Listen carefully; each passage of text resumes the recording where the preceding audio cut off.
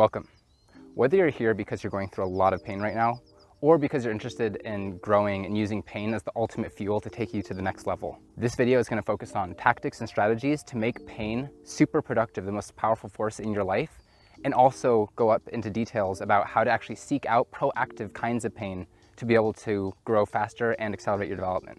I just had a rough few weeks getting out of a relationship with somebody who I was very much in love with, in addition to the quarantine and all of the isolation, loneliness, and extra time that comes with. But in these few weeks, I've been obsessively going through the internet, reading books, talking to people, and just gathering tons of information and applying it to my own life. In addition to this, I'm somebody who just constantly has made a habit of throwing myself at the wall over and over and over again.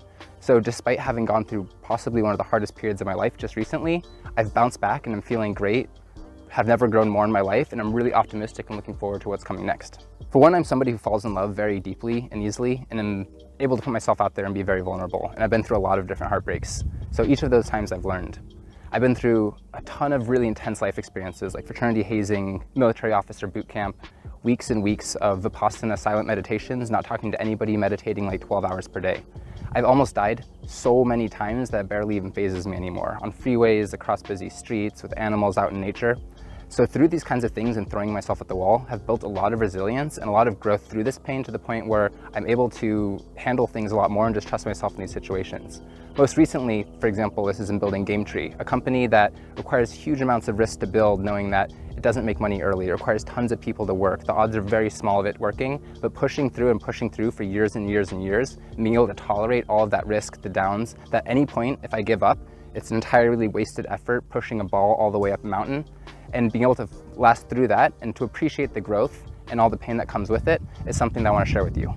Looking outside of myself as a case study, think about a lot of history's most important people like Alexander the Great or Julius Caesar, or even modern history's Michael Jackson, Oprah, and so many of all the rest. Did they have comfortable, easy lives? No.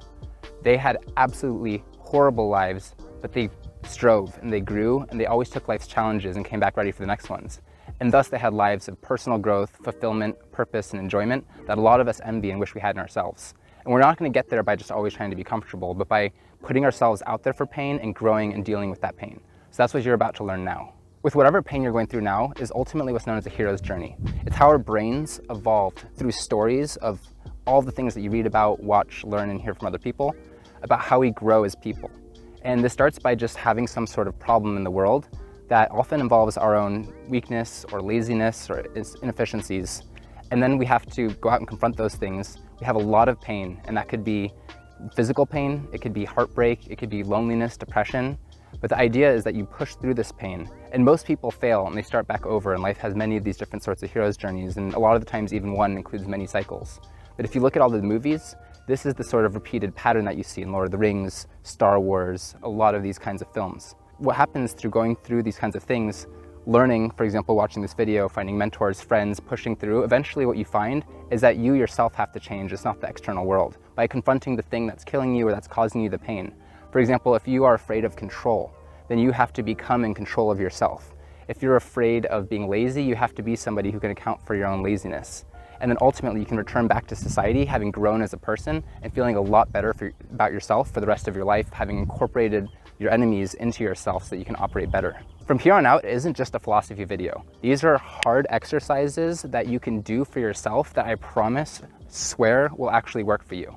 The first one and the biggest step is to just take responsibility for yourself. If we have pain and we're not learning from it, we're not taking responsibility for fixing it, then we're being a victim. And a victim mentality is the worst thing. It takes your pain and it's just pointless suffering. People who do this often will come out with trauma and actually be worse people for the rest of their lives, wallowing in negative feelings rather than actually growing. By choosing to take responsibility for everything that's happening in your life, that means that you have the keys to the car. That means that you can choose your mental states, you can take control over your outside environment, and by being in this kind of a space, you're no longer a victim, but you're actually the actor. You get to choose how you react, you can improve your situation. You can start to appreciate the gratitude of life and the things in your life, having a positive mental space. And then you can start to move on to the next steps in here. What you want to do is to be able to recognize that pain is actually good for you. Whatever you're going through right now is an opportunity to grow. And if you look at all the most mature, well-developed older people, they have so much in common is that they don't regret a lot of the bad things that have happened to them. They're what made them who they are, and it's by growing through those experiences that make them worthy and able to handle better things that come along in life that otherwise they never would have been deserving or open to. Just like our bodies experience pain, you have to understand that you need that for your life. And what I mean by this is that when you're working out, your body is in pain, your muscles are sore, or you're not working out and they start to shrink, you become less flexible, and then you're in pain just from doing nothing. But we people are a kind of a system that actually grows and thrives on pain. If you take somebody and send them into space, they'll literally actually die and their body will struggle and fall apart. Even if you look at evolution of all the species, if we have perfectly comfortable, normal, easy lives, then there is no evolution. There's no survival of the fittest, there's no growth, and nothing's gonna change. It's just whatever just spirals out of control and chaos. But by having constrictions, by having pain, then you'll be able to grow as a person, and that's a lot of what creates our own sense of happiness that pushes us in our evolution. So what you can do is start to not only take control of your situation, but also be able to love the pain, to think of it as an opportunity to grow as a person so that this kind of pain won't affect you in the future, so you have better emotional states, or you can have better finances or health or whatever it is, because without this pain, you wouldn't have the opportunity to even go through this growth. When you're going through this pain and you start channeling it into productivity and growth, then you really start to value it and you start to value yourself for going through all of this. You become whole, you become self-sufficient, you become a lot less needy in relationships, and you start to attract the kinds of things and resonate in energy that attracts other positive people into your life. We value the things that we work for and put effort into. And if we put effort into ourselves and work on ourselves, then we value ourselves. We start resonating out a more positive, higher frequency, kind of like The Secret, where you start attracting the kinds of things that are good for you. Good people, good experiences, and you start manifesting the kinds of things that you should have in a good life by investing into yourself. And you only get that, again, through pain, through the actual pain of growing and having pain in the first place that mobilizes you towards action. So what you want to do from here, if you don't already have a lot of pain presently, is to actually seek out pain. I know this sounds crazy because we're supposed to be pain avoidant, but this is actually something that I promise you will be so happy about later in life down the road, because you're gonna have so much less pain in the long run, and you're gonna have a better life because of it. And you're also gonna feel good about yourself, just seeing that you have this upwards trajectory through life of growth. One starting point is your shadows. No, this is an idea by Carl Jung, who was a forefather of a lot of modern psychology. And our shadow is essentially the things that you've been putting down and bottling up.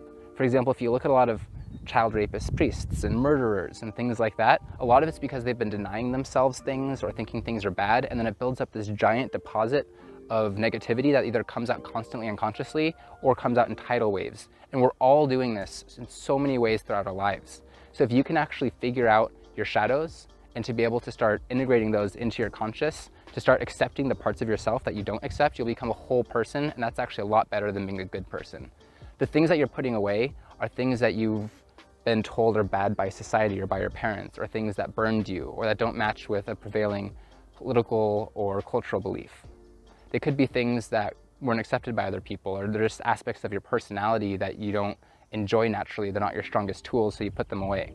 But you need to look at these things and understand, what am I ignoring? What am I not doing? An easy way of doing this is to actually look at other people and think, what don't I like about other people? And usually those are the things you don't like about yourself. For example, you might think that people are selfish and you hate selfishness. Maybe it's because you're ignoring your own natural drives for selfishness. A big problem that applies to so many people, especially right now compared to in the past, is people being too nice. People being too nice means that they're ignoring themselves, they're ignoring their true feelings, they're being non-confrontational. They're not actually looking out for themselves and prioritizing their own lives first, which is something really important, because ultimately we are the ones responsible for ourselves.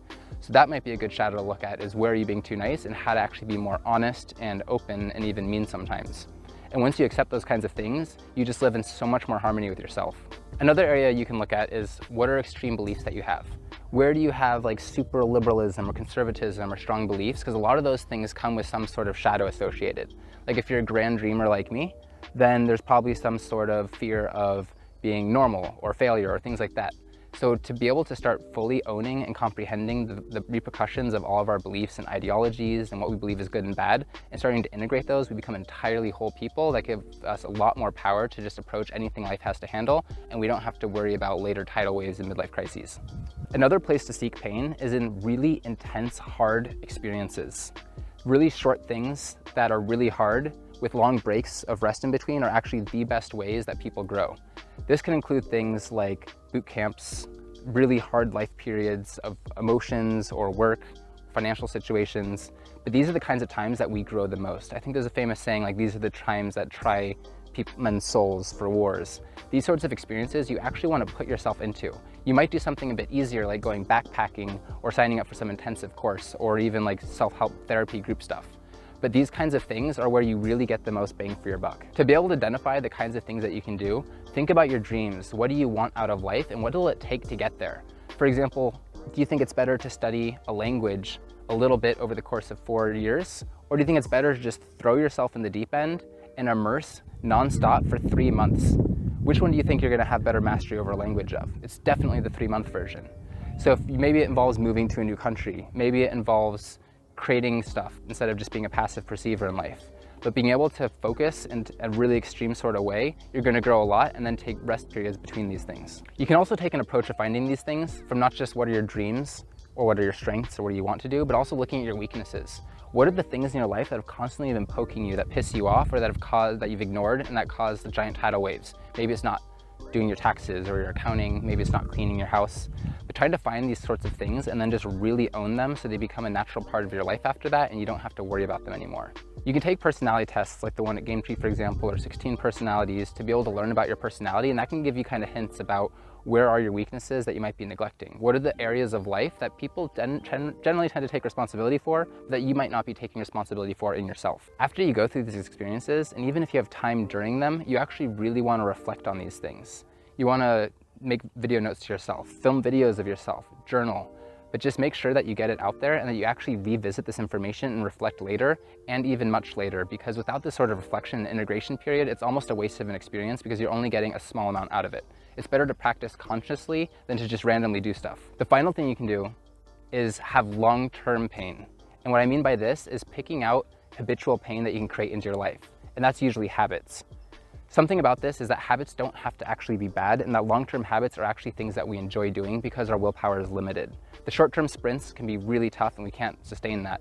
But alongside this, you want to find some habits where you constantly have things in your life that you're figuring out or maybe that you don't like that much that you're working on. And that could be a language, that could be meditating, journaling every morning. There's so many different kinds of activities that you can actually invest a little bit of pain into for better rewards, and you'll feel better about your life, both in the short term and the long term. For example, if you're playing video games, you could just go on, play immediately, get the little high and leave. Or you can put more effort into making friends, coordinating games with those friends. It makes the games more meaningful. Maybe you actually set up your computer and your desk a little bit more. Maybe you actually start watching replays or actually practicing at the games 10, 20, 30% of the amount of time you're actually playing, so your skills are skyrocketing, you're improving, getting better at them. Those sorts of things in the long run are what are going to separate you from being somebody who's just stuck in place and in pain and being like, oh, I suck at this game, I don't have money for this game, and actually be able to grow into a person where those things aren't even problems. One thing that really helps with this is actually making it measurable, because our minds are all crazy and reality is somewhere in the middle of everywhere that we think, but none of us actually know what's really going on. So if you can make habits measurable, then you can actually see your progress over time and know you're objectively getting better. If your thing is to eat healthier, maybe track what you're eating or have a certain number of days that you're eating healthy or certain things that you can track. If your goal is to get more fit, maybe track the exercises that you're doing or your weight. See how often you're meditating and how maybe good of a job you're doing meditating. There's an app called Habit Bowl that you can track these things and set these kinds of apps, but otherwise you can do it with paper, you can create your own systems. But by measuring it, it gives you a lot more confidence and understanding that even despite all the pain that you're going through right now, as you go over time, you can actually look back and be like, huh, in the last 3 months, I've actually improved in this. I'm running faster, I'm healthier. So by investing in your time into actually measuring the things and the habits, then you'll actually end up being a better person and remove the pain from your life, or at least transform it from suffering into growth. Now, don't expect perfection. If you mess up, that's part of it. But just try to minimize the mess ups, learn from them. It's almost like a meditation. It's don't judge your thoughts, because then that just leads into a spiral. Just accept that we're imperfect and keep going. But as long as you're going in the right direction, as long as you start with a really easy goal and make small improvements over time, over months and years, that's the real way to actually make long-term growth, because change takes years. What you'll see at the end is that stuff is almost secondary. The biggest ultimate gift you get out of all of this pain and all of this suffering that you've put yourself through or that life throws on you is you start to understand what really matters to you. Because it's through pain that we start to have to get down to our deepest cores and self-reflect. We understand what matters, what are our priorities, how are we gonna spend our limited attention on the different kinds of things in life. And we start to understand those things, then life becomes so much easier because we just have so much confidence in what we're doing, how we're gonna do it, when to say yes, when to say no. And it's through this sort of pain that you really understand what is your core. Now, here are 4 exercises to grow. And again, don't just watch this. Pause this video, write these down. If you're not gonna do these now, at least schedule a time in the future to revisit this video and to actually do them. And the first step is to actually choose to take responsibility for your life and not be a victim. Because if you're a victim, that is the worst thing in the world you can possibly be. The shittiest people are all victims. They complain about everything, nothing's their fault, they wallow in place, and they're just like parasites on the world. But by choosing to take responsibility, even if it's not your fault, and to actually get yourself out of situations, that's what's gonna turn you into the hero in your life. So right now, choose to stop being a victim and stop having pity and wallowing on yourself. Make a ritual out of it. Burn something, write something, but just make something physical in the world as a commemorative moment of this, and you can even tell other people.